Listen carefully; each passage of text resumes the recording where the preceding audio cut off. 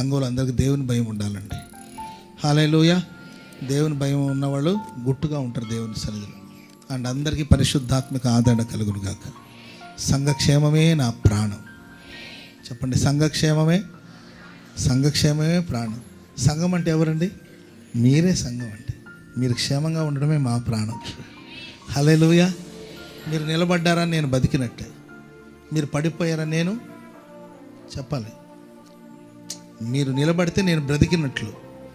బ్రతుకుకి వ్యతిరేకమైన మాట చెప్పండి, ఆపోజిట్ వర్డ్ ఏంటండి? చావు. మీరు నిలబడి ఉంటే మేము బతికినట్లు, మీరు పడిపోయారనుకోండి ఆత్మీయ జీవితం నుండి మేము మరణించినట్లు. మీరు అనుకోవచ్చు నా ఇష్టం నేను పడిపోతాను అని అన్నారు అనుకోండి, నీవు పడిపోయి అనుకో. ఒక సేవకుని జీవితంలో అది మరణం. సేవకుని జీవితంలో అది ఒక చావు. దైవ సేవకుని చావు చూడాలనుకుంటున్నారా? దైవ సేవకుడు మరణించాలనుకుంటున్నారా? మరి దైవ సేవకుడు బ్రతకాలంటే మీరు నిలబడి ఉండాలి. హల్లెలూయా, హల్లెలూయా. సో కాబట్టి సంఘం క్షేమంగా ఉండాలి, సంఘం బాగుండాలి, ప్రజలు బాగుండాలి. దానికోసం ఎంత దూరమైనా వెళదాం, దానికోసం ఎంతైనా ప్రయాసపడదాం, దానికోసం ఎంతసేపు అయినా ప్రార్థన చేద్దాం, దానికోసం ఎన్ని రోజులైనా ఉపవాసం ఉందాం. సంఘం బాగుండాలి అంతే. హల్లెలూయా, హల్లెలూయా. ఈ సంఘ స్థాపన కొరకు యేసుక్రీస్తు వారు తన పవిత్రమైన రక్తాన్ని చిందించాడు. రక్తం అనే క్రయధనంతో మనల్ని కొన్నాడు ప్రభు. స్వరక్తం చేత సంపాదించుకునే సంఘం ఇది. దీని మీద దేవుడు మమ్మల్ని అధ్యక్షులుగా నియమించాడు.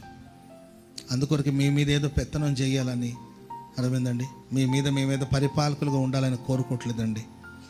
ప్రియులారా, వినయ మనస్సుతో దైవ భయంతో మీకు బుద్ధి చెప్తూ మిమ్మల్ని సరిచేస్తూ మీలో ప్రతివాడిని దేవుని ఎదుట నిలబెట్టాలన్నదే మా ఆశ. హల్లెలూయా, హల్లెలూయా. పవిత్రురాలైన కన్యకనగా ఒక్కడే పురుషునికి క్రీస్తుకు సమర్పించవలని మిమ్మను ప్రదానం చేసేదని.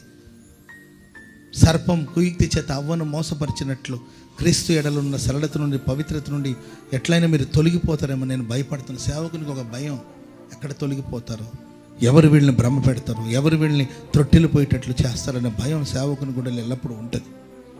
కాబట్టి సంఘ క్షేమం కొరకు ప్రార్థన చేయాలి.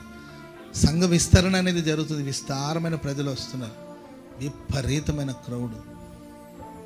మన వాచరేట్ సర్వీస్లో కానీ, మన ఓల్ నైట్ ప్రేయర్లో కానీ, ఆదివారం కూడా చాలామంది బయట ఇప్పటికీ కుర్చీలు వేసుకొని బయట కూర్చున్నారు. సంఘం విస్తరిస్తూ ఉంది. Praise the lord. నెక్స్ట్ మనం లేమల్లో వెళ్ళామనుకోండి, ఇంకా అక్కడ ఇక విస్తరణ ఆగదు, అంతే. ఒక ప్రవాహంలాగా వస్తారు. ఆమేన్. విస్తరణను గురించి నేను అతిశయించనండి. విస్తరణను గురించి మనం అతిశయించేదేం లేదు. దేవుని కార్యాలు దేవుడు విస్తరింపచేస్తాడు. మనం ఏదో చేసి అబ్రహం పాష గారు ఏదో చేశాడని కాదు, నేనేదో బోధించి నేనేదని కాదు, దేవుడు చేసే కార్యాలు అవి. ప్రభు విస్తరింపచేస్తాడు సంఘాన్ని. కానీ ఆ సంఘక్షేమం కోసం నేనైనా మీరైనా ప్రార్థన చేయాలి. ఆమేన్.